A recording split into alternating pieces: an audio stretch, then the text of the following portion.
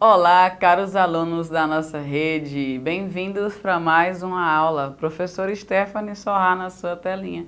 E o assunto de hoje é uma aula de história bem iluminada. Isso mesmo, o assunto de hoje é iluminismo, as luzes que moldaram o mundo moderno. A gente vai falar sobre características, motivações, repercussões, como que isso influencia na nossa vida até os dias de hoje. Como você acha que o mundo seria hoje se o iluminismo e também o liberalismo não tivessem existido? Bom, é um pouco impossível imaginar com total certeza como o mundo seria hoje se o iluminismo e o liberalismo não tivessem existido. Acompanha com a prof aqui em cima, olha só. Eu trouxe algumas informações para você bem relevantes. Lê comigo aqui, ó. No entanto, podemos fazer algumas suposições baseadas no quê?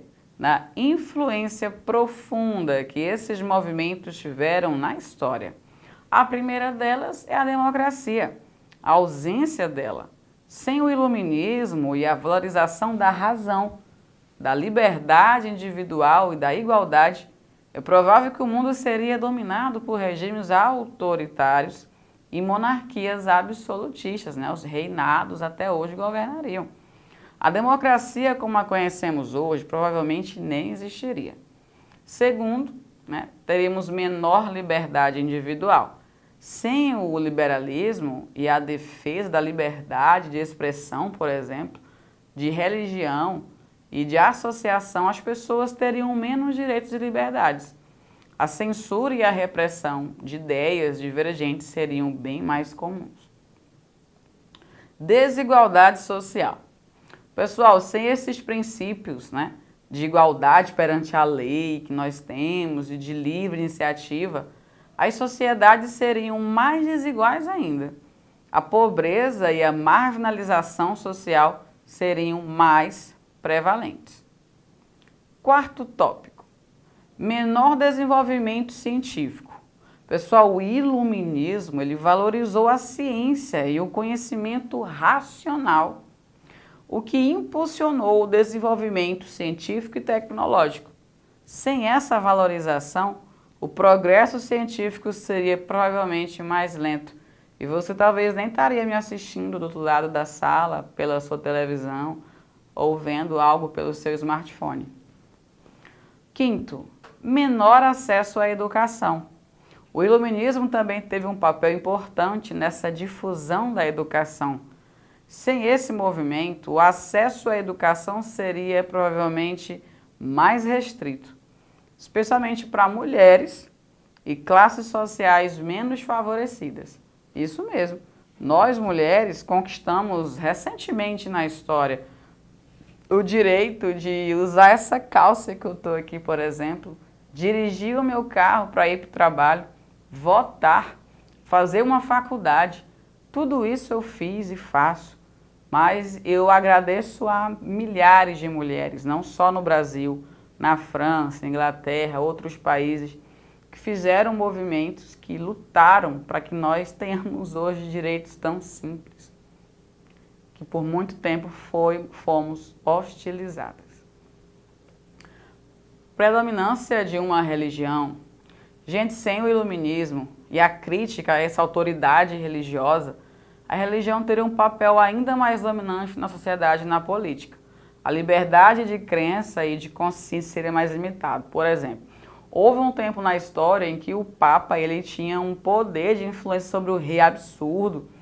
E a gente sabe, o próprio atual Papa, ele sabe, né, do passado, onde os papas fizeram coisas que não foram muito boas, né, para as sociedades.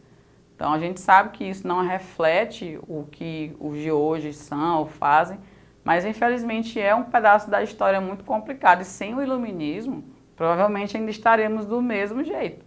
Pessoas que profetizam outras religiões seriam ainda mais hostilizados.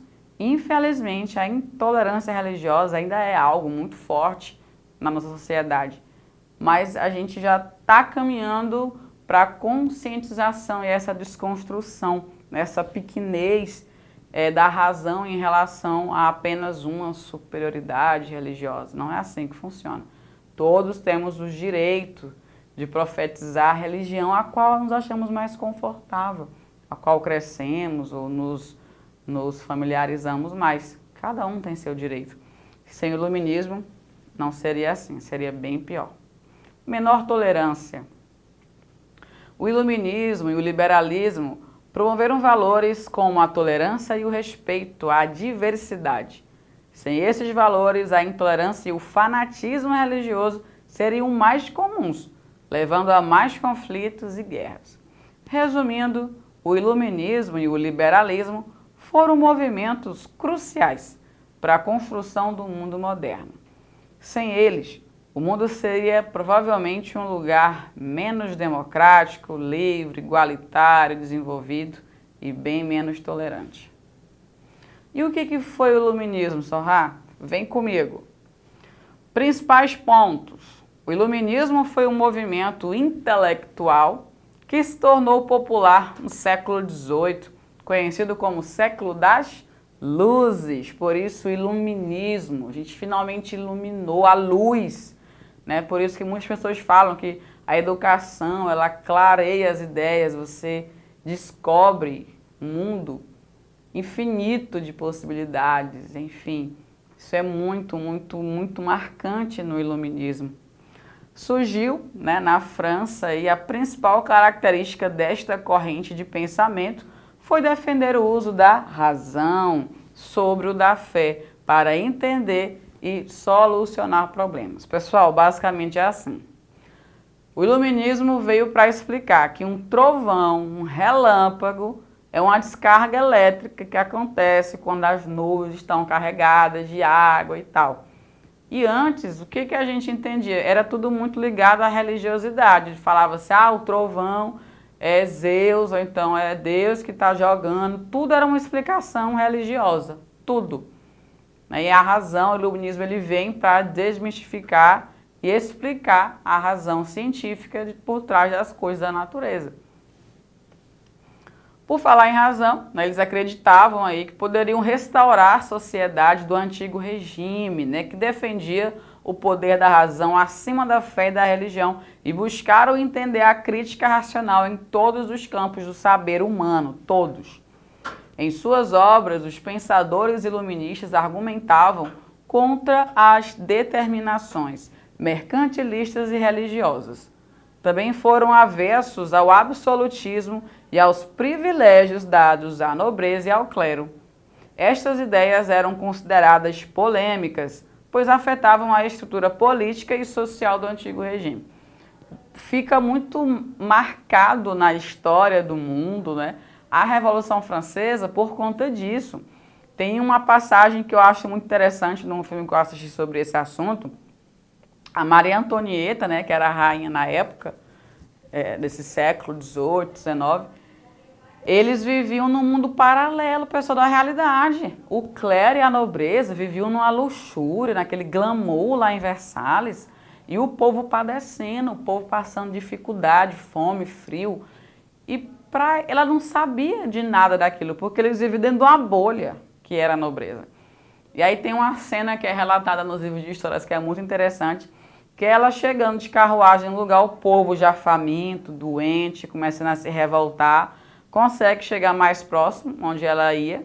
Quando ela desceu, ela viu aquele povo, e aí eles falam assim, senhora, senhora, não temos pão, não temos pão.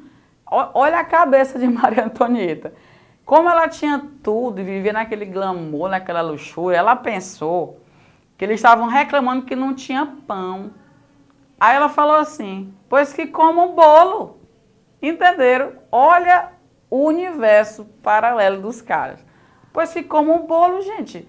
Não tem pão, pois come bolo, como se fosse uma questão de optativa. Diga, olha, não tem pão, só tem bolo, pois come o bolo. Não tinha comida. E para ela, não sabia nem que era isso. Então o povo começa a se revoltar, então é muito marcante nessa fase, né? A invasão da Bastilha, que era uma antiga cadeia enorme, gigante, que demonstrava o poder da corte francesa na época. E aí a gente sabe que no fim das contas, né, ambos foram degolados, aí o povo conseguiu fazer a revolução, liberté, égalité, fraternité, um lema muito importante, né, muito famoso da Revolução Francesa. Quais foram os principais pensadores iluministas? Tem vários, pessoal, mas assim, eu trouxe aqui alguns, né, dos principais, não quer dizer que foram só esses. Então a gente fala muito de Montesquieu, grande filósofo iluminista, conhecido pelo quê? Sua teoria da separação dos poderes, em relação ali ao executivo, legislativo e judiciário, né? A gente usa hoje também. Voltaire, filósofo francês, grande crítico da soberania da Igreja Católica na tomada de decisões dos Estados europeus. Rousseau, defensor da ideia de contrato social, foi autor da teoria sobre o bom selvagem, abordando aspectos inerentes à natureza humana. John Locke, filósofo inglês, defensor da ideia de que o ser humano seria uma tábula rasa. Adam Smith, filósofo e economista escocês, é conhecido por suas teorias acerca da mão invisível do mercado. Então esses caras fizeram uma verdadeira reforma intelectual, obras, informações, muita coisa trouxe pra gente aí essa luz, né? Outras coisas que marcaram, pessoal, o início, tá bom, do iluminismo, que ficou muito marcante, foi aqui a publicação da obra O Discurso do Método, de René Descartes, que é outro importante pensador iluminista, em 1637. Essa obra é considerada um marco, né, do iluminismo por defender o quê? A razão como única fonte de conhecimento confiável. E aí nós temos a Revolução Gloriosa, a Revolução Inglesa. Esse evento representou um desafio ao absolutismo e influenciou o desenvolvimento das ideias liberais. A Revolução Gloriosa, essa revolução, ela consolidou o sistema parlamentar na Inglaterra e limitou o poder do rei. Então isso é um grande marco, porque a gente vê que até hoje na Inglaterra nós temos ali a família real, só que eles não têm mais o poder totalitário, assim, é mais uma figura, né, que representa ali e tal. Temos hoje um parlamento, né, que é governado por um chefe de Estado, um líder do parlamento, que vai, obviamente, ter protocolos com o reinado. Atualmente é o rei Charles, assumiu o poder após a morte de sua mãe Elizabeth II, e aí eles têm aqueles protocolos e tal, mas hoje, né, o poder ali emana, obviamente, do povo, juntamente representado pelo parlamento britânico. Pessoal, obrigado por ter chegado até aqui. A gente estudou sobre o iluminismo, faz um resuminho no caderno, não fica só com essas informações soltas no cérebro que ele vai deletar. Anota. É isso, até a próxima aula, não sai daí.